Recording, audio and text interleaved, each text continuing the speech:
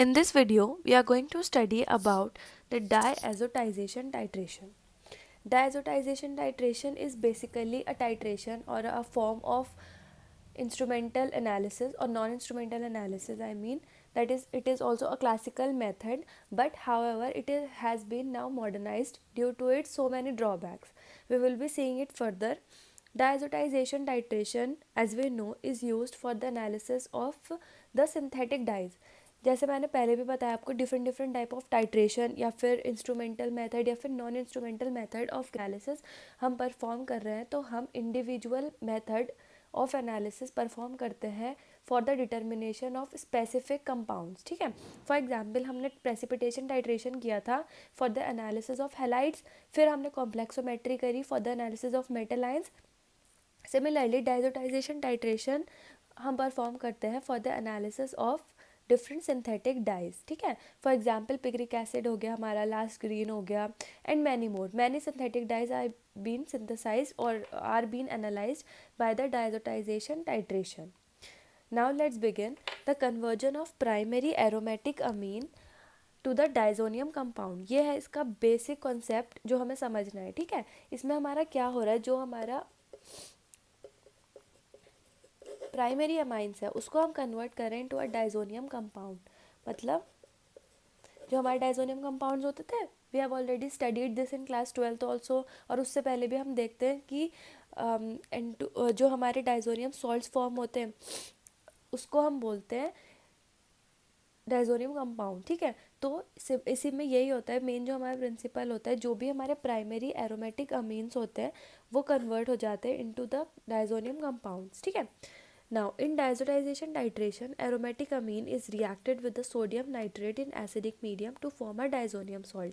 क्या हो रहा है डायजोटाइजेशन टाइट्रेशन में, जो हमारा एरोमेटिक अमीन है it is reacting with sodium nitrate और मीडियम रहेगा एसिडिक. मतलब हम इसमें कुछ भी, मतलब मोस्टली HCl की प्रेजेंट में होती है ये रिएक्शन. ठीक है, and formation of diazonium salt takes place. This method was first use for the determination of dyes. This is the most important part of diazotization titration. अब क्योंकि ये टाइट्रेशन है तो जो हमारा प्रोसीजर है वो बिल्कुल सिमिलर रहेगा to the different titration, but there is a big big big drawback of diazotization titration, जो रहता है the use of external indicator. इसमें क्या होता है, जो हमारा प्रोसीजर होता है वो सेम होता है, पर हम प्रीवियस टाइट्रेशन में क्या कर रहे थे, हम एक इंडिकेटर यूज़ कर रहे थे जिसकी वजह से हमें कलर चेंज मिल रहा था.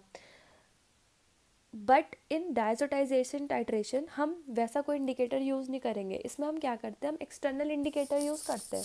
मतलब हमारा फ़िल्टर पेपर है, सिंपल फ़िल्टर पेपर जो हमें लैब में अवेलेबल होता है, उसको हम क्या करते हैं, पहले डिप करते हैं इन पोटेशियम आयोडाइड. ठीक है, उसके बाद हम उसे ड्राई कर लेते हैं.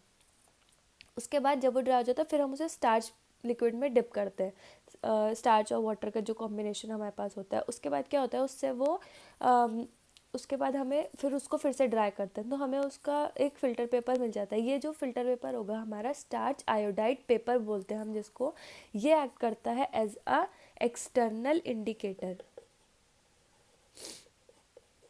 ठीक है, तो ये कुछ पॉइंट्स हैं about diazotization titration that we need to remember always.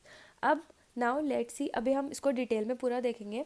The principle behind diazotization titration is it first involve addition of sodium nitrite to hydrochloric acid that cause formation of nitrous acid. सबसे पहले step में क्या हो रहा है, हमारा nitrous acid का formation हो रहा है by the reaction of sodium nitrite and hydrochloric acid. ठीक है, उसके बाद क्या हो रहा है, this nitrous acid diazotises the aromatic amino group. इसके बाद जो हमारा प्राइमरी अमाइन है ये इसको डायजोटाइज कर देगा, मतलब इसको डायजोनियम सॉल्ट में कन्वर्ट कर देगा. ठीक है, तो क्या हुआ, हमारा primary amine react with this nitrous acid in presence of HCl to form the diazonium salt.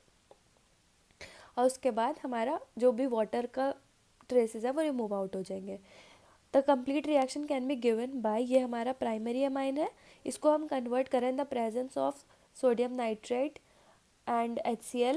X means halide, मतलब कुछ भी एसिड हम लेंगे, वाटर एंड द टेम्परेचर. इसमें टेम्परेचर का बहुत इंपॉर्टेंट रोल है.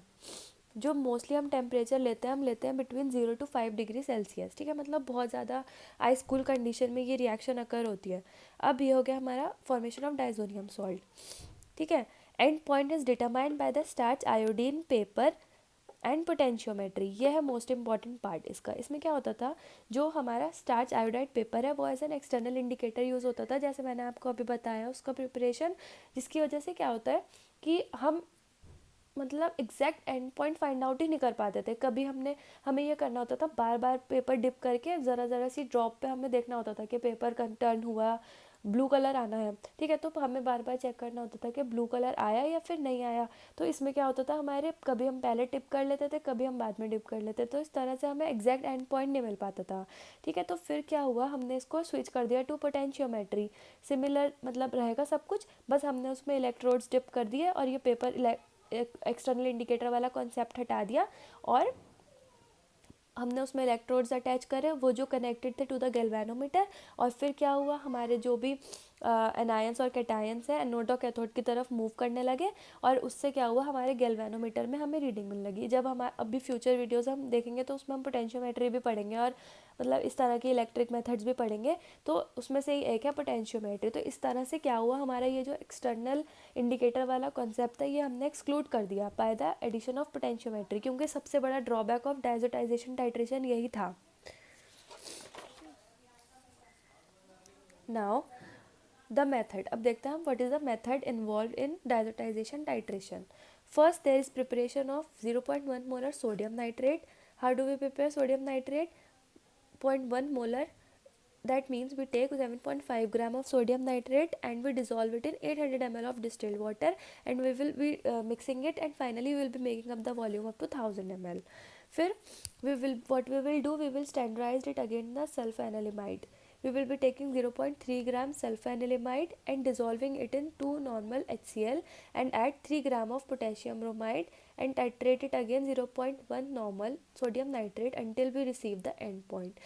And this end point is determined by the starch iodide paper that comprise of starch mucilage and potassium iodide, as I have already told you in the beginning of this video.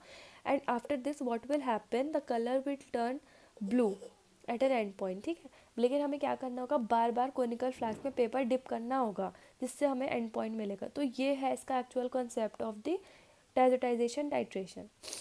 अब हमारे syllabus में इसके application है, so let's see it. The first use of diazonium salt was to produce water fast dyes. सबसे पहले हम water fast dies बनाने के लिए हमने इसको यूज़ किया था। Then it is applicable in nanotechnology. It is used in the preparation of hydrocarbons, aryl halides and aryl cyanides and many more. It is used in assay of sulfur drugs like dapsone that is used in leprosy, sulfonamides that is used as antibacterial drug, sulfacetamide that is used as an antibiotic, sulfaazodazine that is also used as an antibacterial drug, sulfafinazone that is also used as an antibacterial drug, ठीक है। And there are many more drugs that are assayed by the use of diazotization titration. Also, it is used for the assay of drugs like benzocaine, that is a local anesthetic, procainamide, that is a cardiovascular drug, procaine, that is an anesthetic drug, and Sernem, that is a sleeping sickness drug, and also used in infection by parasites. And many more drugs are assayed by the use of diazotization titration. So this is it for the application and method and principle. I hope आपको diazotization titration clear होगी.